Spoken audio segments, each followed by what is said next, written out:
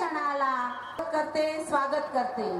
हमळे खेटेल तुफान माहिती मी तुमच्या समोर सादर करते आहे. मनोज भाऊ जरांगे पाटील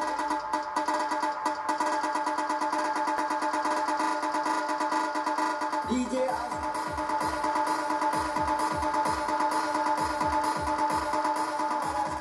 सगळ्या जिल्ह्यांपेक्षा नाशिक जिल्ह्याची अशासाठी इथं आलेलो आमच्या दलालांच्या इथं आला, पत्रकार आले, पत्रकारांचे फोन पण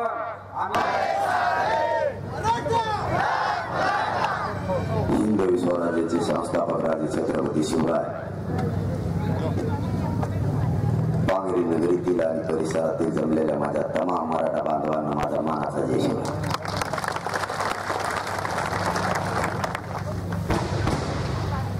मराठा आरक्षणाचा हा लढा अनेक वर्षापासून सुरू आहे. 29 ऑगस्ट पासून हा लढा अंतरवाली सुरू झाला. मागणी होती महाराष्ट्रातल्या मराठा समाजाला सरसकट कुणबी प्रमाणपत्र देण्यात यावे.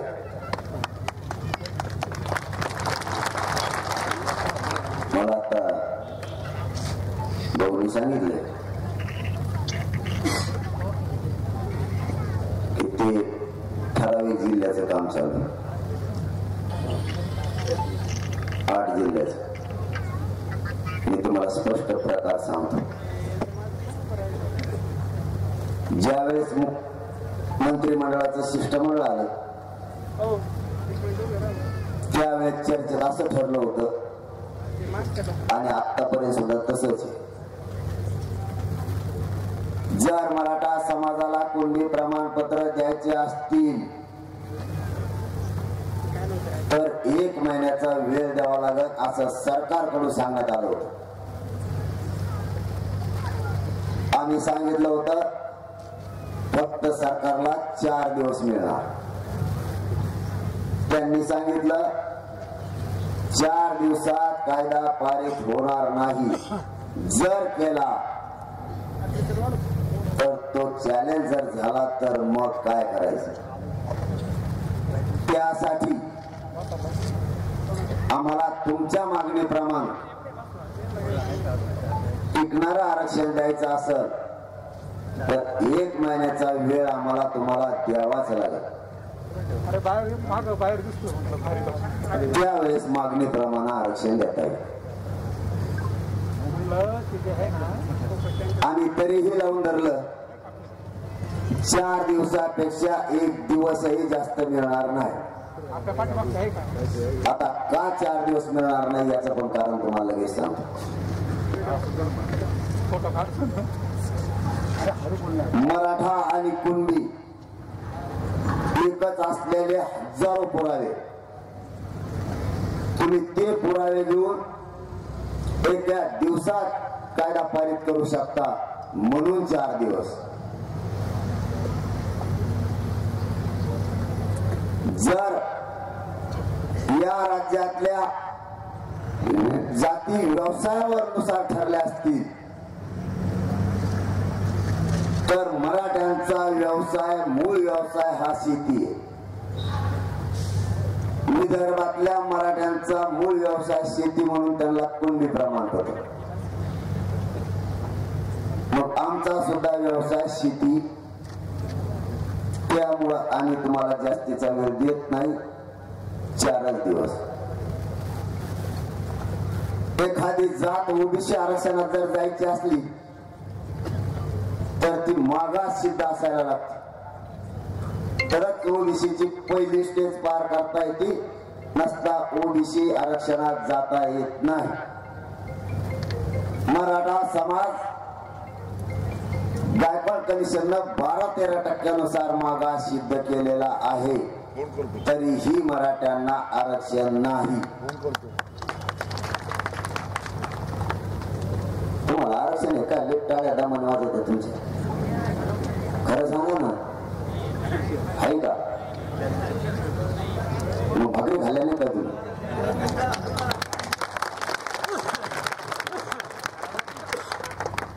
मी तरी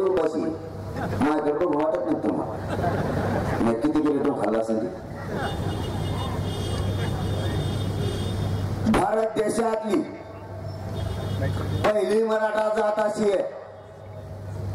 जर माझं चुकत असेल तर मला नंतर क्लिअर करू शकता. मी सांगतोय त्या विषयात. भारत देशातली पहिली जात अशी आहे मराठा की ती मागास सिद्ध झालेली, बाकीचे एकही जात मागास सिद्ध झालेली नाही. त्याचं कारण असं आहे, 88-89 ला मंडल कमिशन स्थापन झालं. मंडल कमिशनला 3 कामं सांगितली. एक, ओबीसीच्या कोणत्या जाती आरक्षणात घालायच्या त्याची यादी तयार करा. 2, त्या जातीची जनगणना करा.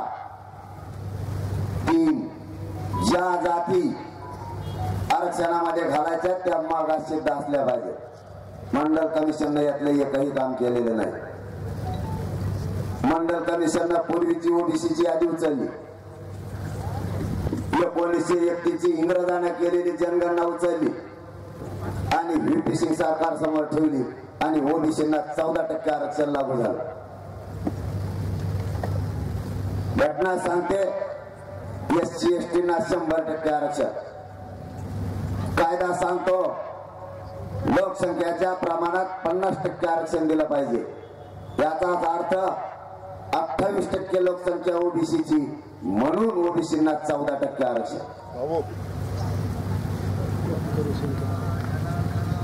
90 ला ओबीसींना आरक्षण सुरू झालं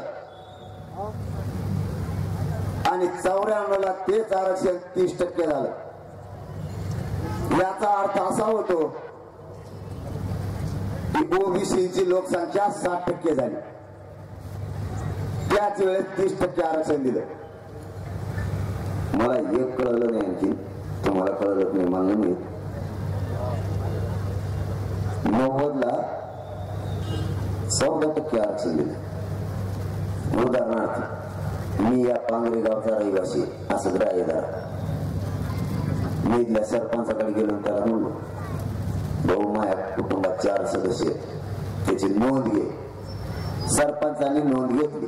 90 ला 94 ला मी त्याच ग्रामपंचायत मध्ये गेलो, तोच सरपंच होता. त्याला म्हणलं माझे 60 सदस्य आहेत, याची नोंद घे. मग त्या फॅक्टरी टाकली का 4 वर्ष 60 सदस्य व्हाय. 60% लोकसंख्या 4 वर्षात झाली कशी?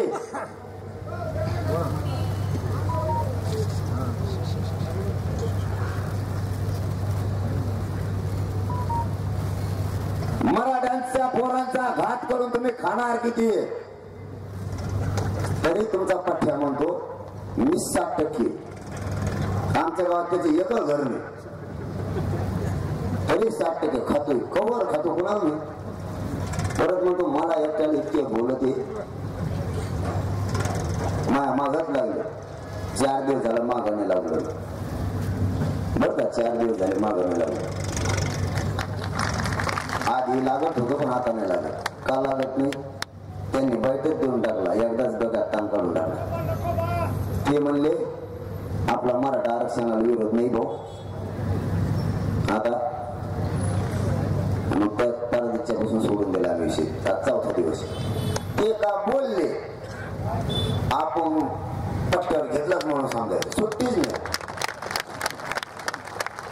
ते कोण येईल काय मला आगपेक्षा नाही, मी गणित नाही. ते कोणी असो मग कोणत्या पक्षाचा सोडतच नाही. मराठा आरक्षणाच्या विरोधात बोलला की वाचेलाच. आपला तंकाच वेगळा आहे. तुम्ही टीव्हीला बघितला असाल ना, आपली भाषा कसली. आपला एकदम दंगा सरळ असतो. आपल्या पोटात वेगळं वाटात वेगळं नाही. जे आहे ते सरळ मानतो. तुम्ही बोलले की तुमच्या मागे मी लागलंच म्हणून सांगायचं. आता ते जोर म्हणले पाठिंबा आहे तर ऐकायला लागेल, कारण आपल्या अवलाद मराठ्यांची एखाद्याच्या मागं नाही लागायचा शब्द दिला की येत नाही.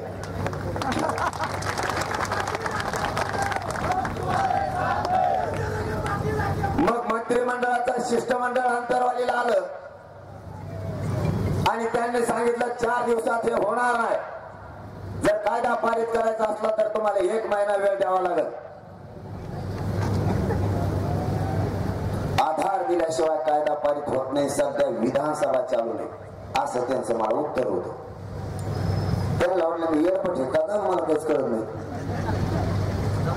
त्या आधी मला गिनी देत नव्हती.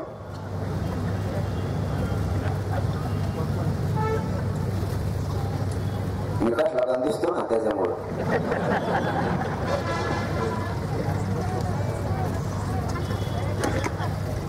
त्यांना सांगितलं विधानसभा जरी सुरू नसली, राज्यपालांची परवानगी घेऊन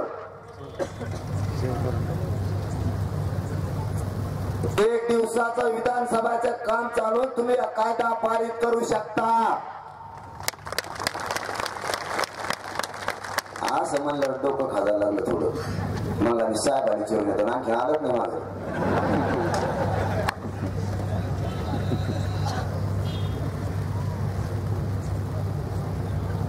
मराठ्यांच्या आरक्षणाचे 9 उपवर्ग बनवले. जे 30% आरक्षण दिलं, आधी 14 होतं, त्याचे 9 उपवर्ग बनवले.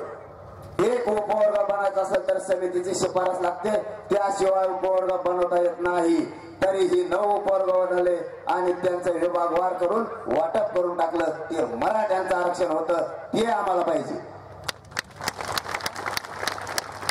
आणि ते म्हणतो आमच्या जीवन नाही पुढे जातो मग खालचं नका घेऊ, वरचं नका घेऊ. देतो कोणचं द्यायना, खालचं द्यायना, वरचं द्यायना, देतो तरी कोणचं? तो एकटाच खातो 60%. हा, तू 30% खातो. मोजा बरं, काय माहित तुम्हाला? गळाले तर नाही ना? तर मनात लावला निदान का आला आला उशिरा लावा हिशोब. त्यांचं म्हणणं आहे ओबीसी 60%, 34% मराठा, किती झाले? SC ST 20%, 150% लोकसंख्या असते राज्यात. पागल समजतो का तू आम्हाला? मारवाडी, ब्राह्मण, मुस्लिम हे कुठं सोडितो? एकटाच खातो. काय कवर खातो कोणाला नाही. ते म्हणले आपला तर नवीनच ऐकलं. आमच्या तर फायटी म्हणते ते म्हणते तू ओबीसीच्या गरीबाला मिळत नाही, श्रीमंताचे क्रिमिनल काढून खाते. तुमच्यात तर अशी फायटी बरं झालं मला आज माहित झालं. आपण म्हणता गरीब मराठ्याला श्रीमंत मराठ्याला बी मिळालं पाहिजे. श्रीमंत हिला नाही कशाची म्हणले तुम्ही? नाही विरोध काहीतरी म्हणले तुम्ही, प्रस्थापितांचे विरोध, श्रीमंताचे विरोध. अहो आमच्या आधी ते सर्टिफिकेट काढून आरक्षण मिळाल्यावर तुम्हाला माहित नाही मराठी आमची श्रीमंत मराठी सगळ्यात आधी काढणार. आता आमच्यात येणार नाही, पण सगळ्यात आधी सर्टिफिकेट ते काढणार. फुकाट लागत त्यांना. दुसऱ्याने आंदोलन केले, त्याच्यात जायचं, सर्टिफिकेट काढायची. नंतर 4-5 दिवसांनी परत याच विषयावर चर्चा सुरू झाली. कुणबी प्रमाणपत्राचा आधार द्यावा लागला. मातंबर नेते आल्या. मातंबर सुद्धा त्यांच्यात असते, हे मला तेव्हा आंदोलनात माहित झालं. मातंबर काय असते? मातंबर पाठवले. ते म्हणले भाऊ कुणबी प्रमाणपत्र द्यायचं असलं तर कायदा पारित करायला लागेल, आधार असल्याशिवाय होणार नाही. आमचे 1 घंटा गप्प्या चालल्या, घासाघाशीच होती नुसती 1 घंटाभर. ते मला मी बी त्याला सुचून द्या, ते बी मला नाही. त्याला तेव्हा कळलं हे सोपं नाही. मग शेवटी मी एवढाच प्रश्न विचारला, मराठ्यांना कुणबी प्रमाणपत्र देऊ नका, पण माझ्या एक प्रश्नाचं उत्तर द्या. तुमची जात ओबीसी आरक्षणात गेली त्यावेळेस काय आधार घेऊन आत गेली?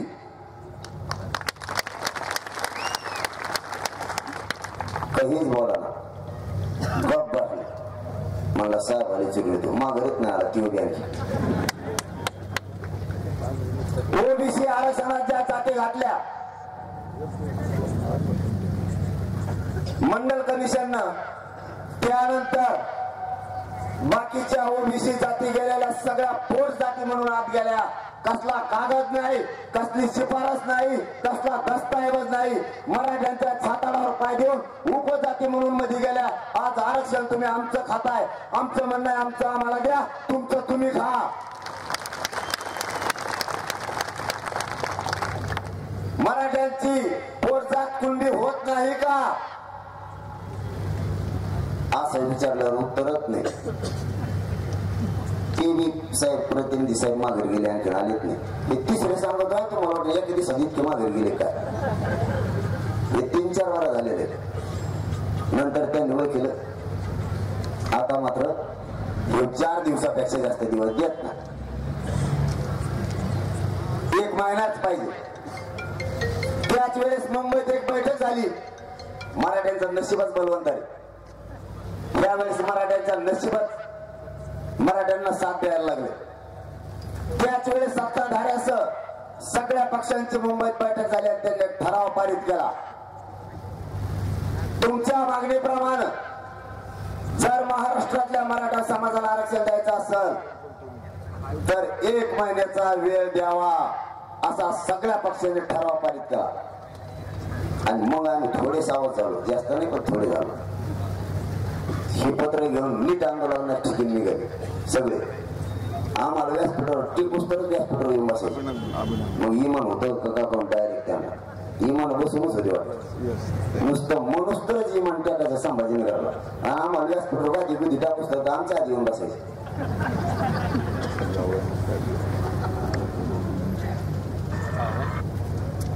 त्यांना माहितच नाही आमचं ठरलेलं काय होतं. त्यांच्या डोक्यात शक्यतो असं असावं अशी थोडी शक्यता आहे. हे खोटं असू शकतं, खरं पण असू शकतं. त्यांच्या डोक्यात असावं हे 4 दिवसापेक्षा जास्त दिवस देत नाही.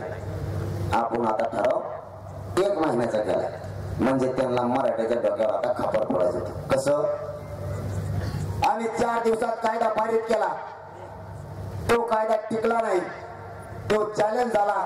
तुम्ही जर आम्हाला 1 महिन्याचा वेळ दिला असता तर आम्ही तुम्हाला टिकणार आरक्षण दिलं असतं असं आपल्या डोक्यावर ते खापर फोडणार होते अशी शक्यता आहे. त्यांचा तिकडे ठराव पारित होणं आणि आम्ही इकडे मराठीच्या बैठकीनं सगळंच केलं. मराठ्याला लगेच विचारलं सरकार 1 महिन्याचा वेळ मागते द्यायचा का. मराठी म्हणले 40 वर्ष गेले जाऊ दे 1 महिना. आमचं ठरलं त्यांना माहीतच नाही. ते व्यासपीठावर येऊन बसले. ते म्हणले 1 महिन्याचा वेळ द्या आम्ही तुम्हाला टिकणार मागणीप्रमाणे आरक्षण देतो. आणि म्हणलं 30 दिवस नाही 40 दिवस घ्या पण आरक्षणच द्यायचं. त्यांना काही सुधारणाच आम्ही तसं म्हणलं. त्यांना वाटलं आपण येणं म्हणतो आधी 4 दिवस द्या ना आता 40 दिवस घ्या म्हणते. आता फिट गुतली आणि आशे पळायला लागले. मग समिती सनाट पळू राहिली. तिथून पुढे समिती गप पडली होती. अशी पळायला लागली. तिला बी इमान हैदराबादला जाती, मुंबईला येते, मुंबई संभाजीनगरला येते, परत हैदराबादला जाते. काय करते तिची तिलाच माहिती. तिकडे जाती आणि कागदच नाही सापडली म्हणते. मग येईल तीच काय आला.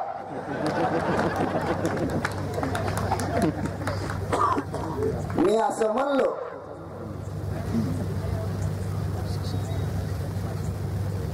कागदपत्र हे उर्दू भाषेत लिहिलेले आहेत.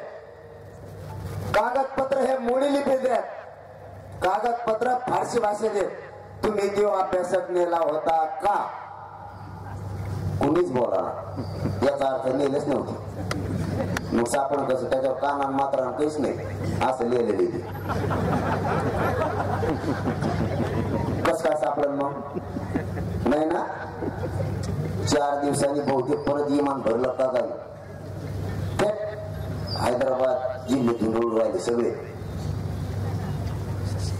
माझ्या मायबाप मराठ्यांनो त्याच्यानंतर 5000 पुरावे सापडले. 5000. आता कसं सापडली अभ्यासच न्यावं लागत. समजा इंग्लिशचं जमत नाही मला इंग्लिश वाचता येत नाही. खरं त्याला काय निषेध करायचं पोट आहे. मला इंग्लिश कवा जमलं. आणि मला जर म्हणले तू मुंबईत चला नाही इंग्लिशचं पुस्तक आहे वाचा येतात मराठा आरक्षण. अरे मी नाहीच म्हणून ना मला वाचता आहे ना. मी कसं काय म्हणा. आता सुरुवातीकडे येतो मी. अर्ध्यात आलो आपण आता सुरुवातीकडे येतो. त्यांनी सांगितलं होतं आरक्षण घेऊन आले का?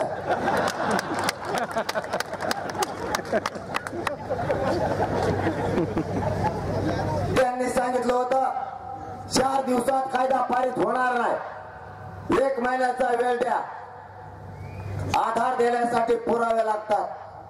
आता तुम्हाला आधार देण्यासाठी 5000 पुरावे मिळाले. सर सकट महाराष्ट्रातल्या मराठा समाजाला आता आरक्षण द्यायचं, वळवळच करायची नाही. कायदा पारित करायला आधार लागतो. ह्या चर्चा दरम्यान अर्ध्यात माग एक आणखी चर्चा झाली. माझ्या ध्यानात राहत नाही, मी काय कॅम्प्युटर थोडं कॅसेट टाकली सुरू कर, आता ध्यानात आलं नाही. ते म्हणले भाऊ हे दोन्ही अवघड आहे तुमचं. माझं दुसरं बी म्हणणं होतं, माझं म्हणण्यापेक्षा त्यांचंच होतं. मी काय लाईव्ह बोलतोय त्याच्यामुळे मला सगळं खरं बोलावं लागतं. त्यांचं म्हणणं होतं तुम्हाला वेगळं आरक्षण दिलं तर, म्हणलं जमन. त्याला वाटलं जुळलं, पुरीलं असं त्याचा अंदाज जुळलं होता वाटलं, पण त्याने ऐकलाच नाही. म्हणलं पण लोकसंख्येच्या प्रमाणात मराठा म्हणूनच मराठा समाजाचा वेगळा प्रवर्ग तयार करून 50% आत जर दिलं तर चालतंय. नाही म्हणले ते तसं नाही जमायचं. मग उठाय म्हणले काही पर्याय सांगा. पर्याय बी आम्ही सांगायचं, आंदोलन आम्हीच करायची, मागणी आमचीच, बसले लोक आमचे. तुम्ही काय करता? तरी पण पर्याय दिला. माझ्या मायबाप समाजासमोर मी प्रामाणिकपणा माझा सिद्ध केलेला आहे. त्यामुळे माझ्या समाजाला मला खरं सांगणं माझं कर्तव्य म्हणून सांगतो. पर्याय दिला. 1 जून 2004 रोजी मराठा आणि कुणबी एकच असलेल्याचा GR काढलेला आहे. आपण त्यांना सांगितलं कायदा पारित करण्याची गरज नाही, तुम्ही फक्त त्यात सुधारणा करा, त्याला सुधारित एवढंच नाव द्या. या सालामध्ये त्याच्यातल्या अटी शर्ती काढा, त्याच्या सुलभताना उद्या सकाळपासून महाराष्ट्रातल्या मराठा समाजाला कुणबी प्रमाणपत्र वाटप सुरू होती.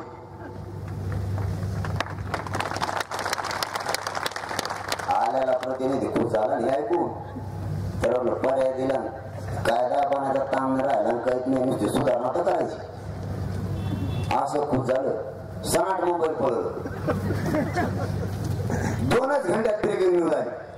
2004च्या GR मध्ये सुधारणा मराठ्यांना कुणबी प्रमाणपत्र देण्यात येणार. आणि म्हणले आता इथं होते इतके पटकून कस काय सुधारणा झाली, मुंबईत कस काय गेले. 2 घंट्याने परत ब्रेकिंग न्यूज आली. शिष्टमंडळ GR सुधारित GR घेऊन आंदोलकाकडे निघाले. आम्हाला बसून सोडून तर विमान संमेलनाला गेला. नुसतं व्यासपीठावर टेकलं की लगेच आल्याच कागद दाखला. उठा उठा उठा उठा म्हणले चला आता झालं तुमचं झालं, म्हणजे आम्हाला घरी आपण द्यायची तयारी लगेच. मला भाऊ त्यात नुसतं वाचून द्या काय ते. मग बघू. मराठ्यांना त्यात असं लिहिलेलं होतं, वंशावळीच्या नोंदी असलेल्या मराठा समाजाला कुणबी प्रमाणपत्र देण्यात येत आहेत. अरे म्हणलं थांबायच्या खोटी गडबड करू. त्यांना म्हणलं तुम्हाला परत एकदा वाचून दाखवेल जे घेऊन आले त्याला. वंशावळीच्या नोंदी असलेल्या मराठा समाजाला कुणबी प्रमाणपत्र देण्यात येत आहे. म्हणलं तुमच्याकडे वंशावळीची नोंद आहे का? ते म्हणलं नाही. म्हणलं माझ्याकडे नाही. चौधी आहे माघारी. ज्याच्यात मराठ्याचा हित नाही तो पारित केलेला कायदा आम्ही स्वीकारू शकत नाही. कारण खानदानी शेतकऱ्याचं मराठ्यांचं पोरग आहे. मी कधीही माझ्या समाजाशी गद्दारी करणार नाही.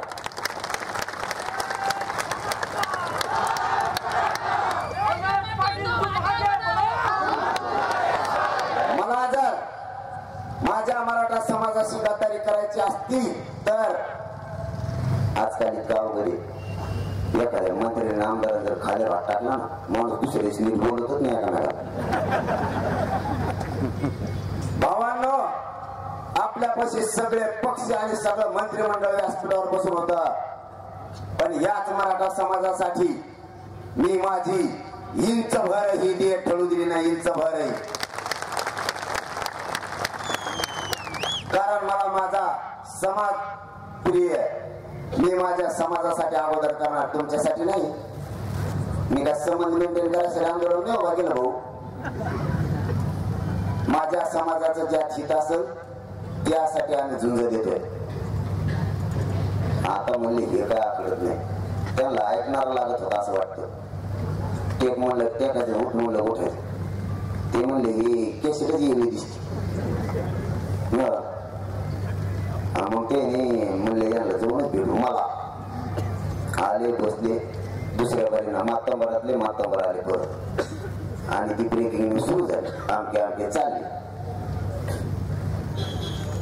मराठ्याचे जबाब होणं सुरू झाले मला महाराष्ट्रातून. ते म्हणले मोकळे माघारी येत नाही.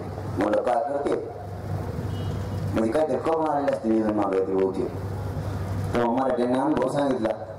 ते म्हणले लय आम काम करतात तमक करतात. म्हणलं माझ्या टप्प्यात येऊ दे. आले, बसले, बराच वेळ चर्चा केली. मला म्हणते कोपऱ्यात चल. म्हणलं कोपऱ्यात फिपऱ्यात येत नसतो. म्हणले मग कानात बोलून. म्हणलं मग व्यासपीठाच्या खाली व्हायचं. कारण मी माझ्या समाजासाठी, मी माझ्या समाजासमोर प्रामाणिकपणा सिद्ध केलेला आहे. माझी मराठा समाजाची गद्दारी करणारी पैदास माझी नाही. मी खानदानी शेतकरी मराठ्यांचा पोरगा आहे. मी नाही गद्दारी करू शकत माझ्या जातीशी. मग त्यांच्याच गप्पा चालायच्या मुंबईत भाकरी खाताना. सगळे का त्यांचेच आहेत का मला सांगत येत ना काही जण फोन करून त्यांच्या अशी चर्चा चालली होती. मग भाकरी खाताना चालल्या असतात गप्पा त्यांच्या. मला म्हणलं काय निभार माझ्याचं आंदोलन घेते ऐकत नाही कोणाचं. कारण मी तुमच्या ऐकण्यासाठी नाही, माझ्या जातीचं ऐकण्यासाठी मी तुमच्या ऐकण्यासाठी नाही. मग माझ्या डाव का टाकाव त्यांना सुचानाच. एक डाव टाकला ते माया. त्यांचा डॉक्टर मला तपासायला आला. त्यांच्यात मला लागलं ना सरकार त्यांचं म्हणलं. तो डॉक्टर मला म्हणतो याला किडनीच नाही मला.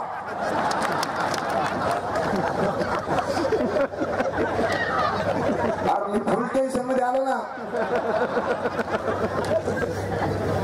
मला माझ्या बापाने मला एखादा तपासलं होतं नव्हतं. आणि मग 35 उपोषण केलं कस काय किडनीवर. मग उपोषण सुटल्यावर मी डॉक्टरला पहिलं बोललो भाऊ काही तपासू माझ्या पहिल्या किडण्या बघा आहेत का मला. त्यांनी तपासलं मला 2 किडण्या निघाल्या. मग पहिलं काय जाणारच नाच होतं का काय डाव टाकते याचा भराचाच नाही. पण तुम्हाला पुन्हा एकदा सांगतो मी शेतकऱ्याचं पोरग आहे. मला माझ्या मराठ्यांची वेदनेची जाण आहे. मला मराठा आरक्षणाचा होणारा त्रास आहे जाण. मी खानदानी मराठ्याचा आहे. तुम्ही किती डाव टाका उधाळूनच राहील.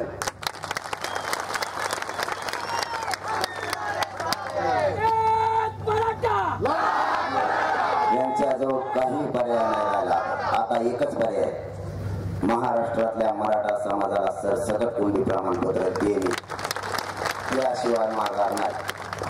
आणि सरकारचा 30 दिवसाचा काळ 14 तारखेला संपतोय. आणि आपण 10 दिवस बोनस दिलेले 40 दिवस म्हणजे 24 ऑक्टोबरला यांचा कार्यक्रम दिलेला वेळ सगळा संपतो. आपण आंतरवाली मराठा समाजाचा कार्यक्रम ठेवलाय 14 तारखेला. मायबाप मराठ्यांनो तुम्हाला विनंती करून सांगतो, पांगरीसह परिसरातील एकाही मराठ्यांना 14 तारखेला घरी राहायचं नाही. सगळ्यांनी अंतरवाली यायचं. कारण तुमच्या येण्यानं जर माझ्या मराठा समाजाचं कल्याण होणार असलं तर तुम्ही एक दिवस सगळे काम सोडून अंतरवाली या. मी माझ्या समाजाच्या शब्दाच्या पुढे जात नाही. तुम्हाला ऐकाय आठवत हे आंदोलन करताना कोणी उग्र करायचं नाही, जाळपोळ करायचं नाही. कारण गोरगरीब मराठ्यांच्या पोरावर केसेस होत्या आणि त्याला शिक्षणाचा नोकरीत अडचण येते. 2 महाराष्ट्रातल्या मराठ्यांच्या एकाही पोरानं मराठा आरक्षणासाठी यापुढे आत्महत्या करायची नाही. जर मराठ्यांचे पोरच मरायला लागले तर ते आरक्षण घ्यायचं कुणाला, द्यायचं कुणाला आणि आम्ही आंदोलन करून त्याचा उपयोग काय, ही जनजागृती करा. आणि अंतरवालीला येताना सगळ्यांनी शांततेत यायचं आणि शांततेत जायचं. त्याचं कारण तिथं प्रचंड संख्येनं माता मावल्या येणार आहे, प्रचंड संख्येनं. त्या जशा सुखरूप कार्यक्रमाला आल्या तशा सुखरूप त्यांच्या घरापर्यंत गेल्या पाहिजेत. ही संरक्षणाची जबाबदारी आजच तुमच्या खांद्यावर आहे. तिथं तुम्हाला सगळ्याला स्वयंसेवक म्हणून काम करायचं, कोणाला वळवळ करू द्यायची नाही. एक पोरान जर गालबोट लावायचा प्रयत्न केला तर अख्ख्या जातीला डाग लागतो. इथून पुढे मराठा जातीला डाग लागू द्यायचा नाही, याच्यावर बारीक लक्ष ठेवा. एवढ्या वेळेस या पिढ्यांना पारच अन्यायाचं पान जर पलटायचं असेल तर अशीच एकजूट राहू द्या. मराठा आरक्षण घेतल्याशिवाय आता सरकारला सुट्टी नाही. मराठा समाजाच्या पदरात एवढ्या वेळेस आरक्षणाचा पुण्याचं दान टाकू लागा भावांनो. एवढा आशीर्वाद घेण्यासाठी आणि संवाद साधण्यासाठी तुमच्याकडे आलो होतो. आता तुम्हाला आरक्षण सांगितलं, सगळं सांगितलं, आता मग सांगायचं राहिलं. सांगू का कौशल झालाय, सांगू का? मग आपलं राहिलं ना, सगळं सांगितलं नाही मग आपण सांगू. मला महाराष्ट्रातून फोन येते तसे तुमच्या गावातून घ्यायले. तुम्ही काळजी करू नका, मला म्हणते आम्ही तुमच्या मागे आहे, तुम्ही टेन्शन घेऊ नका, गर्दीत जाऊ नका. तुम्हाला काही त्रास झाला तर आम्ही तुमच्या मागे खंबीर आहे. तुम्ही या आणि आहेत तुमचं रक्षण करायला. आणि आल्यावर असं ढकली देत मला, मी कणाकणात उतारायला लागले होती गाड्याकडे जातो.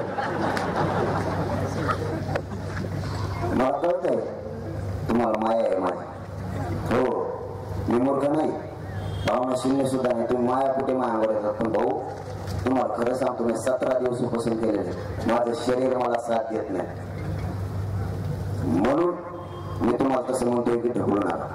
माझं शरीर, माझ्या गाडीतल्या लोकांनाच माहिती माझी काय परिस्थिती. तरीही मायबाप जनतेसाठी यांना आलेली संधीचं हे सोनं करायचं एवढ्या वेळेस. म्हणून मी मागं सरकार तयार नाही, कारण ही संधी आपल्याला आता वाया नाही जाऊ द्यायची. माझी पोझिशन इतकी भयानक की माझं शरीर मला साथ देत नाही. काही काही गावात अशा साखळ्या धरते अशी, हे माही दलावी दे चला पुढं चला पुढं, मनात लुटीत नाही. मग बरगाड मोडून जाईल ना, मात काही राहिलं नाही. आता सध्या टास्क सुद्धा माझ्याकडे टाइम देत नाही, खायला काही मिळत नाही. म्हणून ते दुसरी पार्टी बघते, याच्यात काहीच राहिलं नाही आता. त्यामुळे मला आता जाताना रस्ता द्या, ढकला ढकली करू नका.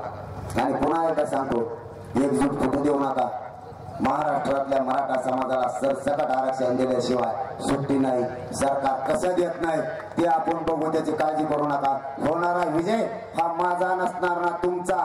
होणारा विजय हा अखंड महाराष्ट्रातल्या मराठा समाजाचाच असणार.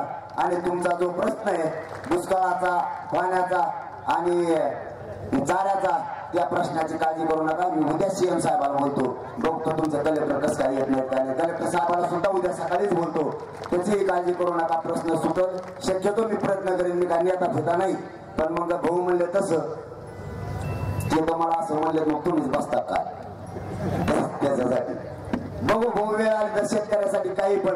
जसंच पांगरेचा विषय सोडायचा तसाच सरकारनं महाराष्ट्रातल्या दुष्काळ पडलेल्या सगळ्या शेतकऱ्याला मदत करावी. ही शेतकऱ्यांना पांगरे इथून सरकारला मी पांगरे गावातून विनंती करतो, शेतकऱ्याकडे लक्ष ठेवा, यांचेही प्रश्न मार्गी काढा. धन्यवाद. जय जिजाऊ, जय शिवराय.